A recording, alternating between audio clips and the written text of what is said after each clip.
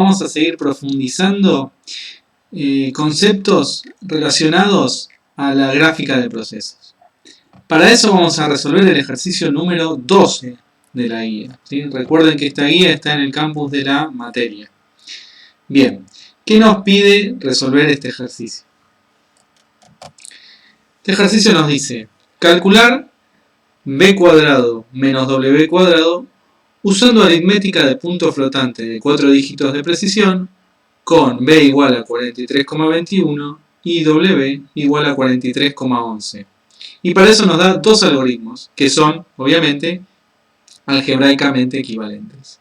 El algoritmo A hace el cálculo establecido mediante la multiplicación de b por b menos w por w.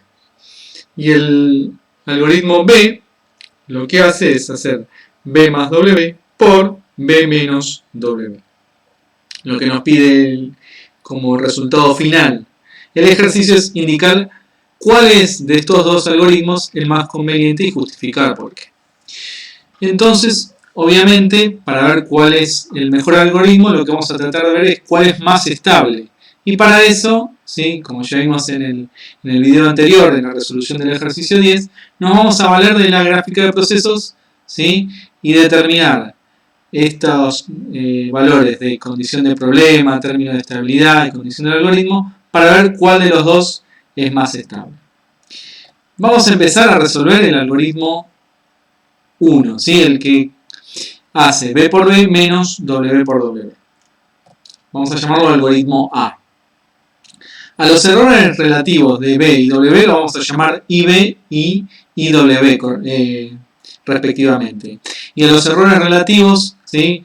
De redondeo, es decir, de representación de los números de cada operación, lo vamos a llamar epsilon 1, epsilon 2, epsilon 3.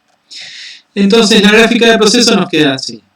Tenemos b por b y w por w. Y luego el resultado de estas dos operaciones los vamos a restar. A b por w lo vamos a llamar A y a w por w lo vamos a llamar B.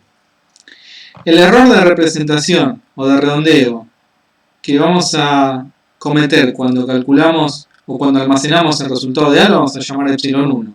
El error de redondeo cuando calculemos y guardemos en memoria B lo vamos a llamar epsilon 2. Y el resultado final, cuando lo guardemos, va a tener un error de redondeo asociado llamado epsilon 3. Nos queda ahora poner los factores de amplificación. Habíamos visto en el ejercicio 10 y en la teoría que para la multiplicación los factores de amplificación valen 1. Y es lo que se ve acá. Y para la resta habíamos visto que también el factor de amplificación era x1 dividido y. Y el factor de amplificación 2 era menos x2 dividido y. En este caso y es a menos b, obviamente. x1 vale a y x2 vale b. ¿Sí? Y acá está este menos, que es el que decide el factor de amplificación.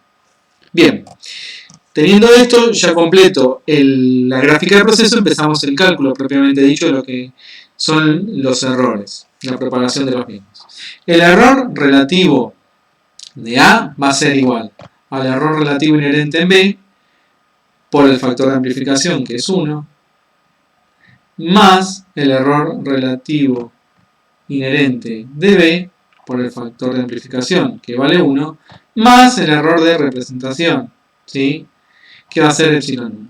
Es decir, en definitiva, el error relativo de A es 2 por IB más epsilon 1. Ahora vamos a calcular el error relativo de B. En este caso es muy similar, ¿sí? Entonces nos queda que el error relativo en B es igual a 2 por el error relativo en W, es decir, 2 IW más epsilon 2, el error de representación cuando guardemos ese resultado. Una vez que tenemos estos dos errores relativos, vamos a calcular el error relativo ya directamente de A, es decir, de A mayúscula, del el algoritmo en definitiva que nos está pidiendo. Este error relativo va a ser igual al error de A, que es el error que tiene esta variable, por A, ¿sí? dividido a menos b, ¿sí? Es decir, por el factor de amplificación, más el error relativo de b por el factor de amplificación, que es menos b dividido a menos b. Y todo esto va a estar también acompañado por el error de representación epsilon 3. Lo que hacemos ahora en este paso es reemplazar los errores relativos de A y de B que calculamos previamente, ¿sí? Y nos queda esta expresión. En esta expresión, ¿sí? Acá lo que hacemos es tomar denominador común A menos B y tenemos un término donde están todos los errores relativos inherentes de las variables más algunos errores de representación y este valor asociado al error de representación epsilon 3. Así no está muy cómodo analizar la expresión del error. Entonces lo que vamos a hacer es lo siguiente. Vamos a tratar de separar términos que dependan solamente de los errores inherentes y términos que solo dependan de los errores de redondeo o de representación. ¿Sí? Entonces, teniendo estas expresiones, ¿sí? Jugamos un poquitito con ellas y lo que vamos a obtener es lo siguiente. Tenemos un término donde tenemos solamente expresiones del error relativo inherente de B y W. Tenemos otro término que solo tiene expresiones donde aparecen errores de representación epsilon 1 y epsilon 2. Y por último este término que tiene un valor del error de representación del resultado final. Una vez que tenemos esto, ¿sí? Es decir, el primer término solo tiene afectado errores inherentes y el segundo y el tercero solo tiene afectado términos que dependen del error de redondeo, lo que hacemos es acotar y redondear. ¿Qué tenemos que recordar para esto? Bueno, habíamos dicho que los errores de representación se pueden acotar muy fácilmente, ¿sí? Diciendo que son menores o iguales a mu, es decir, a la unidad de máquina. Y después acá lo que vamos a tomar es que tanto el error inherente relativo de B y de W son menores o iguales a R, un error relativo inherente que puede acotar a los dos. Haciendo esto, nos queda esta expresión, que dice que el módulo del error relativo del algoritmo A es menor o igual a 2b cuadrado más 2w cuadrado dividido el módulo de b cuadrado menos w cuadrado, todo esto afectado por R, más 1 más b cuadrado más w cuadrado dividido b cuadrado menos w cuadrado del módulo, todo esto afectado a mu. Entonces, miremos esta expresión a la que llegamos y vamos a analizarla un poco. Acá copiamos la misma expresión a la que habíamos llegado recién. Recordando un poco lo que estuvieron viendo en las clases prácticas y lo que vimos las clases teóricas y lo que vimos en el ejercicio 10, ¿sí? Podemos ver que este término, que está recuadrado acá en color verde, que afecta a R, ¿sí? Es lo que denominamos la condición del problema, ¿sí? Y este es un factor de amplificación de los errores relativos inherentes, ¿sí? ¿Qué habíamos dicho de la condición del problema? Habíamos dicho que la condición del problema solo depende del problema numérico, no depende del algoritmo con el cual yo elija resolver ese problema. Es decir, que una forma de comprobar que los resultados que uno obtiene en un ejercicio son correctos es ver que las diferentes condiciones del problema para diferentes algoritmos sean iguales. Por último aparece este término, ¿sí? Que está recuadrado en color naranja. Ese término que afecta a la unidad de máquina, a mu, es lo que llamamos el término de estabilidad. Y dijimos que dependía del problema numérico, pero también del algoritmo que uno utiliza. Sabiendo lo que vale B y W, que son datos del problema, uno puede calcular la condición del problema, que en este caso vale 863, y el término de estabilidad, que en este caso vale 432. Bien, ahora vamos a proceder a resolver el algoritmo B. Para eso volvemos a utilizar los mismos pasos. Primero armamos nuestra gráfica de procesos. En nuestra gráfica de procesos tenemos que poner las variables, qué operaciones estamos realizando, ¿sí? Cuáles son los errores de representación que vamos a cometer cuando guardamos los resultados, los errores inherentes que tiene cada una de las variables, ¿sí? lo estoy mostrando acá con el puntero. Y por último, ¿sí? Acá le estoy poniendo que el resultado de la primera operación B por W la vamos a llamar A, y el resultado de la segunda operación B menos W lo vamos a llamar B. B larga. Bien, entonces empecemos a calcular estos errores. El error relativo de A va a ser igual al error relativo inherente en B, afectado por este factor de amplificación, que es B dividido B más W. Esto se le suma el término donde el error relativo inherente de W está afectado por el factor de amplificación 2, ¿no? Que es W dividido B más W. Y a esto se le suma el error de representación, o error de redondeo, epsilon. ¿Sí? En definitiva, el error relativo en A me queda como IB por B más IW por W dividido B más W, todo eso más epsilon. De manera análoga puedo hacer lo mismo para el cálculo del error en B, el error relativo en B. Para eso hago este error relativo inherente afectado por este factor de amplificación, más este error relativo inherente por este factor de amplificación, más el término de error de redondeo, que es epsilon 2. Entonces fíjense que es IB por el factor de amplificación. Acá directamente puse menos IW por el factor de amplificación, ¿sí? Fíjense que acá hay un signo menos, ya lo saqué y lo puse acá, más epsilon 2. Esto lo puedo trabajar un poco y llego a la expresión de que el error en B, el error relativo en B es IB por B menos IW por W dividido B menos W. Todo esto más epsilon 2. Por último, ya puedo estimar lo que es el error relativo del algoritmo B. Para eso, ¿cómo hago? Bueno, directamente lo que tengo que hacer es el error relativo de A por el factor de amplificación, que es 1, más el error relativo de B por el factor de amplificación, que es 1, más epsilon 3. Reemplazo y llevo a esta expresión, donde tengo términos que solo corresponden a errores relativos inherentes y términos que solo corresponden a errores de redondeo. Lo que voy a hacer ahora, ¿sí? A partir de esta expresión, es, ¿sí? Trabajarla un poquitito para dejarla de la manera más simple posible, ¿sí? Llevo a esta expresión que dice que el error relativo del algoritmo B es 2b al cuadrado por ib más 2w cuadrado por iw, todo eso dividido b cuadrado menos w cuadrado, más epsilon 1 más epsilon 2 más epsilon 3. Ahora sí estoy en condiciones, ¿sí? Con esta expresión de acotar, ¿sí? Y tomando las mismas consideraciones que utilizamos para el algoritmo anterior, ¿sí? Epsilon 1, epsilon 2 y epsilon 3 los voy a acotar con la unidad de máquina. Y ib y iw los voy a acotar con un error relativo inherente denominado R.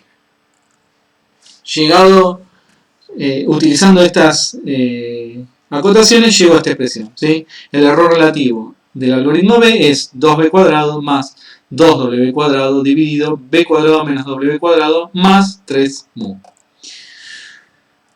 Esta es la expresión y entonces fíjense, este término que afecta a R es la condición del problema. Si recuerdan lo que hicimos para el algoritmo A, van a ver que la expresión es la misma, ¿sí? Esto es una comprobación, como ya les dije, de que el resultado es correcto. Y después tenemos este término que afecta a mu, ¿sí? Que en este caso vale 3. ¿Sí? Entonces fíjense, la condición del problema la calculamos con los valores de B y W, vale 863, y el término de estabilidad en este caso vale 3. Vamos ahora a comparar ambos algoritmos. Tenemos el algoritmo A y el algoritmo B. La condición del problema del algoritmo A y del algoritmo B, como dijimos, tienen que ser iguales. Las expresiones que llegamos eran las mismas y valen 863 ambas.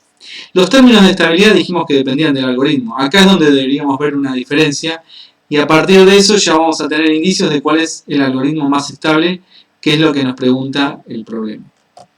El término de estabilidad del algoritmo A lo habíamos calculado y nos daba 432. Y el del algoritmo B vimos que era 3.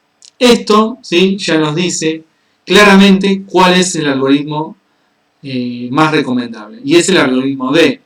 Fíjense, el término de estabilidad, es decir, el factor que amplifica los errores de redondeo, es 2 unidades de magnitud menor en el algoritmo B que en el algoritmo A. También otra forma de verlo es calcular, ¿sí?, lo que dijimos en la condición del algoritmo, que es el término de estabilidad dividido la condición del problema. Entonces, cuanto mayor era ese valor, más inestable, ¿sí?, era el algoritmo.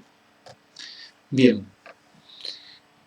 Entonces, bueno, acá un poquitito está el resumen de lo que estuvimos charlando recién. Una cosa que podemos hacer es hacer los cálculos y ver realmente si el algoritmo A y el algoritmo B, cuando uno resuelve el problema, dan resultados diferentes. Entonces vamos a hacer lo siguiente, vamos a resolver este problema con los dos algoritmos, ¿sí?, sabiendo que si uno lo hace con la calculadora, lo que tendría que esperar uno es, como resultado, b cuadrado menos w cuadrado da 8,632. ¿Cómo vamos a hacer estos cálculos? Bueno, para hacer los cálculos vamos a hacer de manera similar a cómo opera una computadora. ¿Cómo hace la computadora para operar? Bueno, realiza los cálculos con una doble precisión, es con 2 veces la cantidad de dígitos que tengo para representar los números, y luego los almaceno con la precisión que ya tengo definida. En nuestro caso habíamos dicho que utilizamos punto flotante de 4 dígitos de precisión. Entonces, las operaciones las vamos a hacer con 8 dígitos y vamos a guardar el resultado con 4 dígitos. Lo primero que vamos a hacer es B por B. Representamos estos números, ¿sí?, B que valía 43,21, ¿sí?, en forma de punto flotante, es decir, 0,4321 0000 por 10 al cuadrado, ¿sí? Estos son los 8 dígitos que yo les dije que íbamos a utilizar para la operación, ¿sí? Entonces, hago esta operación y veo que w cuadrado vale 0,1867 1041 por 10 a la cuarta. Habíamos dicho que la operación era en 8 dígitos, es decir, con doble precisión, pero almacenábamos el resultado en simple precisión, es decir, en 4 dígitos. Entonces, el resultado ¿sí?, yo no puedo guardarlo completo. Esta parte del resultado la tengo que desechar. Entonces, el resultado que almaceno es 0,1867 por 10 a la 4. Eso es el resultado de hacer B por B. Acá ya están viendo cuáles son las limitaciones que tienen ciertas representaciones, ¿sí? Estos errores que estamos cometiendo son los que estuvimos charlando tanto en las clases teóricas como en las prácticas. Ahora lo que vamos a hacer es, en forma análoga, calcular W por W. ¿Cómo vamos a expresar? Bueno, W es 0,43110000 por 10 al cuadrado, ¿sí? Utilizamos 8 dígitos para la operación. Multiplicamos W por W y vemos que esto vale 0,18584721 por 10 a la cuarta. Como solo tengo 4 dígitos para guardar mi resultado, W por W va a ser igual a 0,1858 por 10 a la cuarta. Por último nos queda hacer W al cuadrado menos al cuadrado menos W al cuadrado. Expreso los resultados con 8 dígitos que ya tenía guardados, lo resuelvo y veo que el resultado es 0,00090000 por 10 a la cuarta. Es decir, que esto lo almaceno en punto flotante como 0,9000 por 10 a la 1. ¿Sí? Vemos que el resultado final, que es 9, en este caso, difiere del valor exacto que uno esperaba para esta operación.